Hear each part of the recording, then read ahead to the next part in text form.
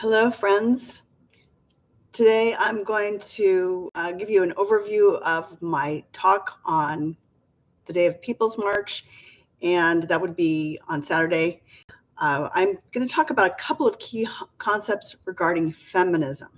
Okay, and first of all, I want to say that this is not about me. This is about the women of the United States of America. So if it helps to close your eyes and think about your favorite feminist, that's cool. Or your favorite goddess, the Statue of Liberty, for instance, that's perfect. Liberty and justice for all. That is what we're doing here. We are a rebellion. It's important to remember this. We are stepping out of systemic misogyny. Women are here to lead with compassion, wisdom, and most of all, love into a new world based in peace. It's going to take courage. It's going to take heart. And we've actually prepared for this. Okay, so there's a couple things I want to cover today. And one is, why do we even have feminism? And what is coverture? Coverture is a really important concept. And then also, what is the ERA? Okay, those are three things, and I'm going to try to do this quickly because I know we only have a certain amount of attention span. I hear you. Okay, so first of all, we're just going to go with the mother of our country. Mother of our country, Abigail Adams. I think of her as the mother of feminism. And John Adams, her husband, was the president of the United States of America, and also her son, John Quincy Adams. So we could argue that Abigail was actually smarter than John, and I think she was. And when John went to sign the Constitution, she basically said, "Hey, John, don't forget the ladies." And of course, she was the voice. She was probably the voice back then, and she was educated. And most women during that time were not educated. So when I'm giving you little constructs of what it was like to be back then. Most women, be a woman. Most women were not educated back in the time of Abigail Adams. Okay, so she said, "Hey, John, remember the ladies when you make the Constitution. Remember that all men would be tyrants if they could. If particular care and attention is not paid to the ladies, we are determined to form a rebellion, and we will not hold ourselves bound by any laws in which we have no voice or representation." Okay, so back then she was the voice. Now we are all the voices, and turns out Abigail was right. She's right. Okay, so what happened is we started the Constitution based on this English law. This English law is called coverture. And coverture is really about the fact that husbands have the legal rights, all the legal rights and the obligations of their wives and their children are subsumed by the husband. Or it could be a brother, or it could be any masculine energy person in your life. They would hold your legal rights. So in fact, we could look at it as women were property. We couldn't necessarily we couldn't own property if we were married.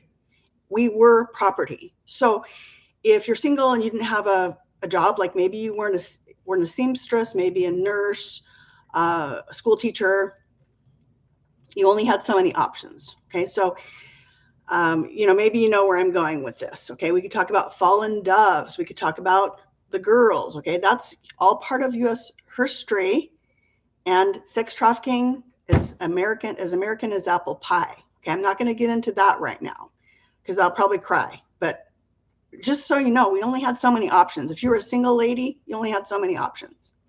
Okay, so this is where they're coming from. Okay, so it was very scary to be a woman. You're basically owned your property of your husband. You're the property of men. Okay, so it was very painful, and men were drinking a lot. So in fairness, the water was really bad and could often cause disease, and men had really dangerous, dirty, hard jobs based, a lot of them based in manual labor. And after a day of work, they would, go to the bar, and they would get really, really drunk. And often they would come home and beat up their wives. Okay, so This is kind of where this is our ancestral trauma around this whole coverture construct. Okay. So, hey, like feel into that. Feel how hard, think about maybe how hard that would be to be a woman living in that time. So we're talking about anywhere between 1776 to 1921. Now, thank goddess, Susan B. Anthony came along and she realized, hey, like women are getting literally beat up. This isn't right. Okay. So she was all about equality. She was the embodiment of equality. She's the goddess. Okay. Elizabeth Stanton, another one. Okay. Now, if you want to dig into this a little bit deeper, all of my stuff is basically from Ken Burns because he's amazing and he's done probably more for the feminist movement in terms of education than anyone. And there's a great series on Netflix. I think it's just 2-part. It's called Not for Ourselves Alone. And that was really what Susan B. Anthony and Elizabeth Stanton were all about. So these women, they fought for the abolition of slavery. We actually put our movement on the side for a while to support our African-American brothers and sisters in gaining their freedom. Mm-hmm.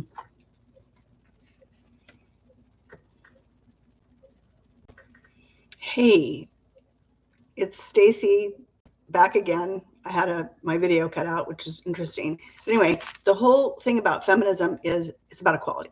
Okay, it's about the notion that women are equal to men, girls are equal to boys, and the feminine expression within everyone is equal to the masculine expression within everyone. So when we talk about smashing the patriarchy now, the patriarchy is our best friend. Okay, men are our best friends. We are coming from a place of literally begging. Okay, that's what we ended up doing. With all of that trauma and drama within the time men were drinking heavily and abusing us, we realized, hey, this is a problem. So we actually made an amendment to the Constitution called Prohibition, and it made it so drinking was illegal. And we now know that we cannot dictate morality. Okay, so the basic human rights, body sovereignty for women, that's ridiculous. We cannot dictate morality. All right. So anyway, back to ERA. So ERA is actually a prayer. It's a prayer from feminists that came before us in the hopes that we would have that option, that we would have a time where we were supported, which we are right now.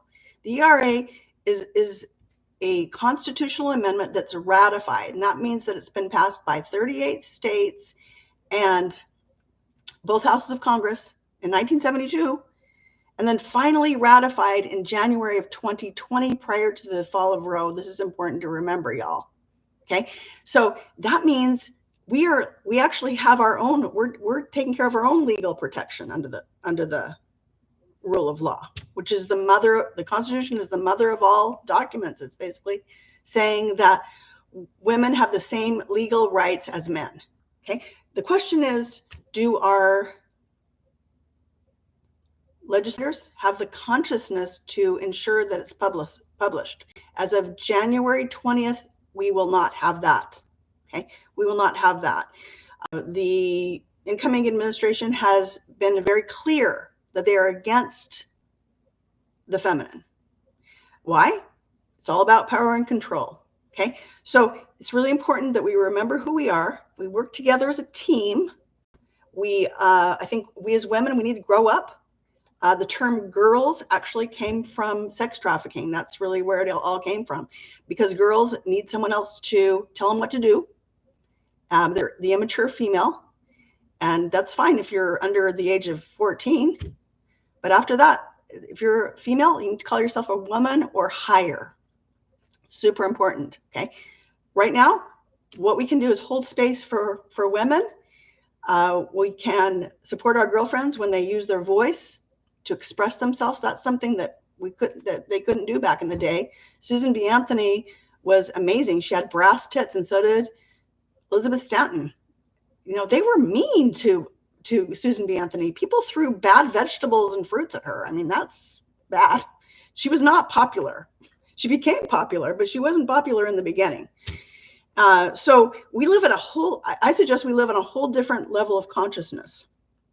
And I just participated in the old model, which is begging, literally begging, praying, pleading. That's what they did back in the day to pass prohibition. They literally prayed for mercy. They prayed for mercy so they wouldn't get beat up. We did that. We did that with Biden. We asked him to make a phone call to ask the archivist, who is a woman who could probably act on her own and publish Virginia's vote, January of 2020. They may or may not do so. I still don't know. We still don't know. Could happen. But it's basically seeing if that level of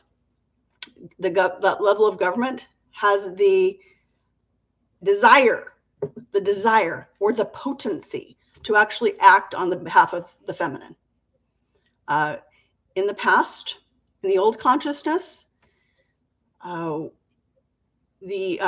normalizing violence against women as entertainment, sex education, just status quo, boys will be boys. Okay, that's old energy. So it's really about like really turning away from that, stepping out of that game, knowing it's a game that we don't even want to play because that's stupid. Like that doesn't even make sense. We're bound by laws that we had absolutely no participation in creating. We are the creatrixes. We are the mothers, the grandmothers, the wives and the sisters and the goddesses, the creatrixes of a whole new world based in compassion, wisdom, and most of all, love and peace. And that's actually the masculine energy. So we have been literally programmed the opposite of who we are. Okay.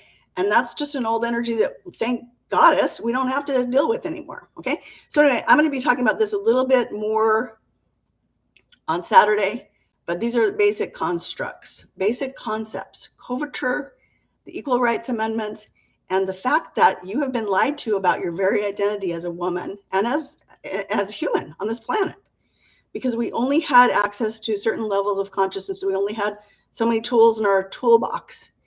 There's no one to blame. There's no one to shame. We, the people, absolutely must stand together and organize. And I think that the ERA is one construct we could actually push if we had enough willpower to do so. But ultimately, it's a whole new game, and I'm taking the red pill. I've had the blue pill my whole life. I'm done with the blue pill. We're not talking about political parties. This is like the Matrix, okay? So the old Matrix is down. It's dropped, okay? And unless we can build from love, there is no, that's a foundational principle of the new earth feminism, love. Okay, if it's not based in love, system's not based in love, then it's going down. And we have an example of, we have a president who is perfectly displaying some of our shadow qualities, our shadow characteristics as a species. Actually, I can't use the word qualities. He's perfect. He pushes our buttons. He's a convicted sex offender. And as a woman, turning on the TV, watching the news, that person who has assaulted me and my sisters and the feminine energy gets into my home every day. And so we have to be very, very careful in terms of what we consume with media, because most of that is just designed to make us stay in fear and division. So we're going from being down, dumb, and divided to up, aware, and united. We, the people, are reclaiming sovereignty, our power, and women are claiming equality, and we're actually going to step out of that game and step into who we are. We're going to live Abigail's dream and our dream. And the dream of feminists that came before us is their prayer to us, the Equal Rights Amendment. And that's not going to change. Even when the administration changes, the Equal Rights Amendment is still our best hope for basic gender equality. That's it. Okay. So I hope you join me on Saturday. And if you got through this rocky video, then thank you. And that's kind of a analogy to the feminist movement. Our voice has been cut off. There's absolutely, I'm being censored for sure, right? I'm on YouTube, but I'm being censored. Facebook does not like feminism, trust me. Okay. Anyway, tits up. Namaste. I'll see you on Saturday. And hold space for the divine feminine. That's the essence of the divine masculine. Sending love.